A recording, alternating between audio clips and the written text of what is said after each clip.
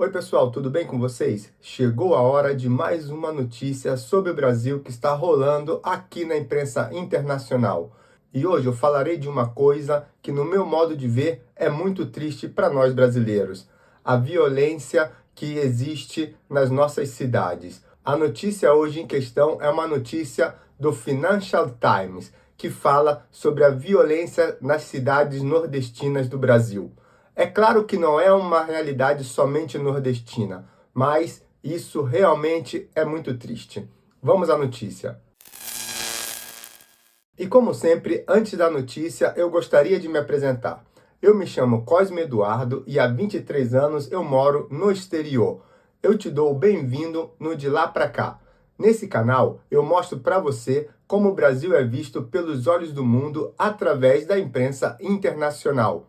E como eu falei para você, hoje uma notícia do Financial Times e que com certeza eu não fico feliz em lê-la. Então, vamos à notícia. Então, aqui está a notícia do Financial Times. Vamos traduzir do inglês para o português para ficar mais fácil para mim e para vocês. A cidade litorânea brasileira sob o domínio de gangues de narcotraficantes. Os homicídios diminuíram em Fortaleza, na região Nordeste, mas isso pode ser devido ao domínio de uma gangue que exerce extorsão implacável. Certa manhã, há cerca de um ano, 3 homens e uma mulher apareceram na casa de Luísa, na cidade litorânea de Fortaleza, no Brasil, oferecendo-lhe uma escolha: apanhar ou levar um tiro. Segundo os traficantes, sua transgressão foi ter conversado com um membro de uma gangue rival. Como que, por milagre, um carro da polícia chegou e eles se dispersaram. Mas esse foi apenas o começo do calvário para a avó, uma entre centenas de pessoas na região forçadas a fugir dessa perseguição.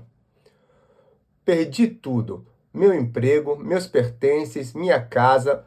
Minha família não conseguia entrar em contato comigo, relatou Luísa, nome fictício que agora vive em outra região.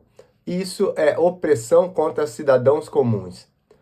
Na capital do Ceará, estado do Nordeste pobre do Brasil, abundam relatos de violência e intimidação perpetradas por gangues de narcotraficantes. O estado é emblemático do flagelo do crime organizado que assola o país mais populoso da América Latina. A questão se configura como um tema central nas eleições desse ano, em que o presidente de esquerda Luiz Inácio Lula da Silva buscará o seu 4º mandato. Somente para falar uma coisa: ontem, Trump fez uma reunião entre os países da América Latina. Tava a Colômbia, tava a Argentina, tava o Peru, El Salvador, para o combate ao narcotráfico. O Brasil estava lá? Lula mandou algum representante? Nenhum. Tanto o Brasil não tem problema de narcotraficantes, não? Isso é só um problema da Argentina, da Colômbia, de outros países. O Brasil está tranquilo. E aí a gente vê uma notícia dessa. Mas vamos continuar lendo, que a notícia hoje é um pouco longa, né? O Ceará, popular entre os turistas por suas praias paradisíacas, emergiu na última década como um importante corredor de exportação de cocaína, impulsionado pelo consumo de drogas em países ricos. O contrabando é enviado através do Atlântico por portos em Fortaleza ou em suas proximidades, um dos pontos mais próximos da Europa na América do Sul.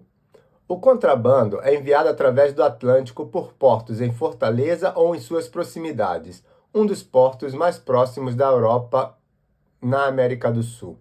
Disputas territoriais e domínio de territórios por narcotraficantes, especialmente em áreas de baixa renda, têm aterrorizado civis no estado, que foi o mais violento per capita do país no ano passado. Moradores relatam casos de comerciantes sendo extorquidos e espancados como punição. Mais de 200 famílias foram expulsas de suas casas por facções criminosas entre 2024 e 2025, segundo o relatório policial. O Ceará se tornou uma terra sangrenta, onde o crime organizado atua intensamente na extorsão de empresas, disse Wagner Souza Gomes, ex-capitão da Polícia Militar e ex-deputado. Chegou a níveis insustentáveis. As pessoas não aguentam mais o domínio do crime. Apesar da queda no número total de homicídios no Brasil nos últimos 5 anos, a percepção do aumento do poder do crime organizado e sua influência na economia é uma das principais preocupações dos eleitores em todo o país. O Ceará, com uma população de 9 milhões, apresenta alguns dos sintomas mais graves. Pequenos provedores de internet têm sido alvos de ataques, com cabo de fibra ótica sendo cortados quando se recusam a cooperar. Até mesmo vendedores de coco na orla marítima teriam sido pressionados a pagar impostos. Aqui nós temos uma foto de uma belíssima praia no Ceará. Eu gostaria que vocês entendessem uma coisa. Aqui no exterior, quando se fala de turismo, Rio e São Paulo, sim, são metas turísticas, mas as pessoas falam muito do Nordeste brasileiro, Ceará, Bahia, toda essa zona, Natal, eles falam muito disso, entendeu? Esse tipo de reportagem acaba realmente com o turismo brasileiro, principalmente com os americanos que leem o Financial Times, que é um jornal de gente com maior poder aquisitivo e que com certeza podem ir fazer férias no Brasil. Isso impacta de maneira terrível o turismo. Mas vamos continuar. A taxa de homicídios aqui era de cerca de 32 por 100 mil pessoas em 2025, mais que o dobro da média nacional, com quase 3 mil assassinatos, mesmo após uma queda de 8% em relação ao ano anterior. O governo estadual estima que 9 em cada 10 mortes violentas resultam de conflitos territoriais entre grupos criminosos. No bairro de Pirambu, em Fortaleza, a poucos quilômetros dos turistas que tomam sol, um taxista relembra como um blogueiro foi assassinado a tiros em 2022 após noticiar a prisão de um suspeito de duplo homicídio. O Estado não controla mais nada. Quem controla são as facções criminosas, disse ele. Segundo Tiago Rocha Vasconcelos, pesquisador do Fórum Brasileiro de Segurança Pública, gangues também tentaram se infiltrar na política de pequenas cidades do interior. Elas mobilizam bases eleitorais e impedem que candidatos façam campanha em algumas áreas. Os problemas no Ceará refletem um padrão mais amplo de crimes violentos no Nordeste brasileiro. Uma região carente, famosa por seu litoral e reduto político de Lula. Os mais poderosos sindicatos do crime do país expandiram-se de 2 bases originais em São Paulo e Rio de Janeiro, buscando novos mercados varejistas e portos alternativos para o envio da cocaína produzida nos países andinos para o oeste. Entre os cartéis ativos no Ceará, destaca-se o maior do Brasil, o Primeiro Comando da Capital, PCC. Fundado em 1993 após o massacre em uma prisão paulista. Outro é o Comando Vermelho, que surgiu como um grupo de autodefesa de presos do Rio de Janeiro na década de 1970. Em um desenvolvimento significativo, tornou-se a força criminosa dominante em Fortaleza por volta da virada do ano, segundo pesquisadores, moradores e autoridades. A conquista de territórios pelo grupo diminuiu a influência do Terceiro Comando Puro, TCP, facção rival do Rio que absorveu outros grupos locais em setembro passado. Em toda a região metropolitana, que abriga quase metade da população do estado, as iniciais CV são pinchadas em muros com os símbolos de outras facções riscadas. E aqui a gente vê os símbolos das outras facções riscados. Até pouco tempo atrás existiam fronteiras intransponíveis entre os bairros de Fortaleza, dominadas por grupos rivais, afirmou Juliana Mamede, que dirige uma unidade da Universidade de Fortaleza que presta serviços de apoio jurídico e outros tipos de assistência a vítimas de violência como Luísa. Isso impediu que as pessoas tivessem acesso a clínicas de saúde e outros serviços públicos. Segundo Mamede, bandidos expulsaram pessoas de conjuntos habitacionais simplesmente por terem morado anteriormente em uma área controlada por um grupo rival. E muitas vítimas de deslocamentos forçados têm medo de denunciar os incidentes. Elas não se sentem à vontade para prestar queixa nas delegacias porque dizem que a informação vaza. Depois vem fora todo esse discurso de soberania nacional.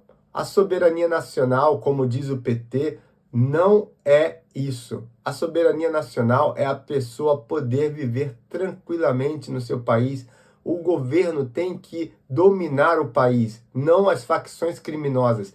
Isso sim está roubando a soberania do nosso país. Mas vamos continuar. O Ceará é governado pelo Partido dos Trabalhadores, PT, do presidente Lula, que opositores da direita acusam de ser leniente com crime. O governador e seu secretário de Segurança Pública recusaram pedidos de entrevistas, mas autoridades locais defendem o histórico do Estado e apontam para melhorias recentes. Em fevereiro, o Ceará registrou o menor número de mortes por crimes violentos em um único mês desde o início dos registros, em 2009.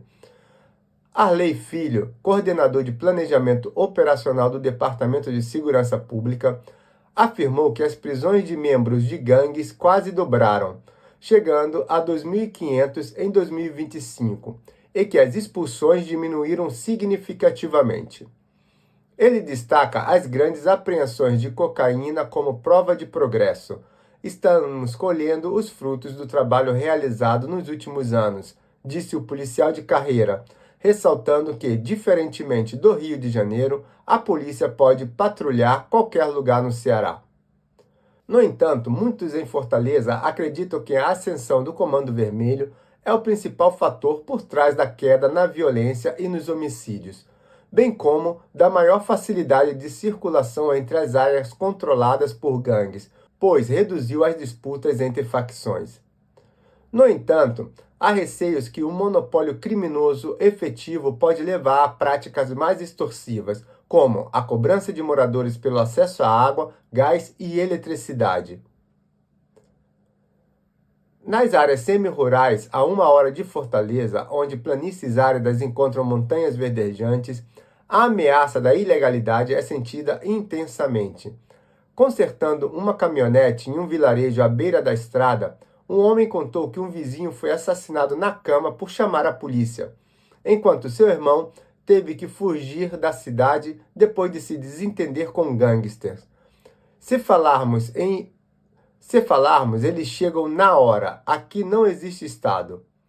As falhas das autoridades públicas levam alguns moradores a expressar simpatia pelos fora da lei.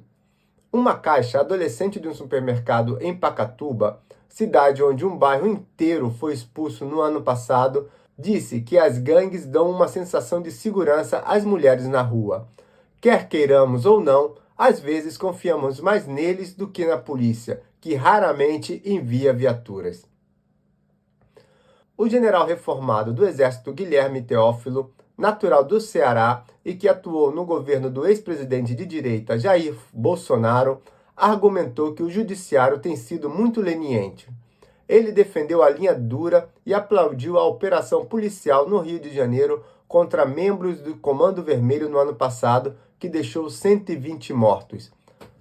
Já foi muito interessante não escutar falar o ex-presidente de extrema-direita, o ex-presidente de direita, Jair Bolsonaro. Esse seria o modo correto de falar em todas as notícias, sem aquele extrema-direita, o que nós sabemos que não é verdade. Mas vamos voltar à notícia.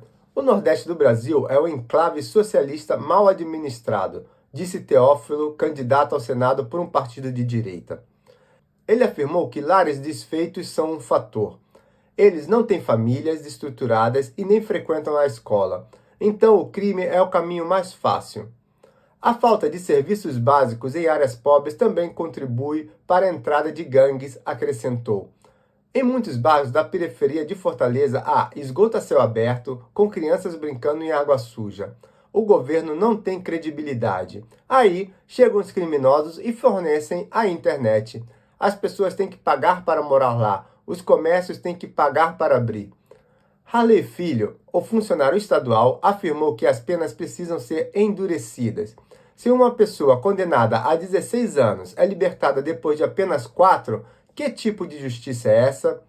Ele também reiterou uma proposta do governo federal para maior integração entre as diferentes forças policiais no combate à lavagem de dinheiro. Outros defendem ações para acabar os ciclos de pobreza que tornam as gangues atraentes para os jovens. Sérgio Farias, ativista do movimento dos trabalhadores sem teto em Fortaleza, argumenta em favor de melhores políticas públicas nas áreas de educação, emprego e moradia. A guerra contra as drogas fracassou. Precisamos de uma abordagem diferente.